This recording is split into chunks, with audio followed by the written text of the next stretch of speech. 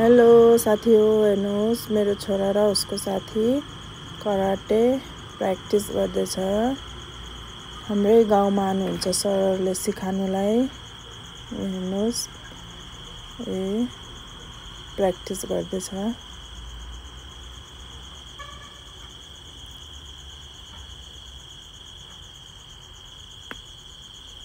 हाल्नुहोस् होला हजुरहरूले पनि आफ्नो छोराछोरीलाई आफ्नो सेफ्टीको लागि।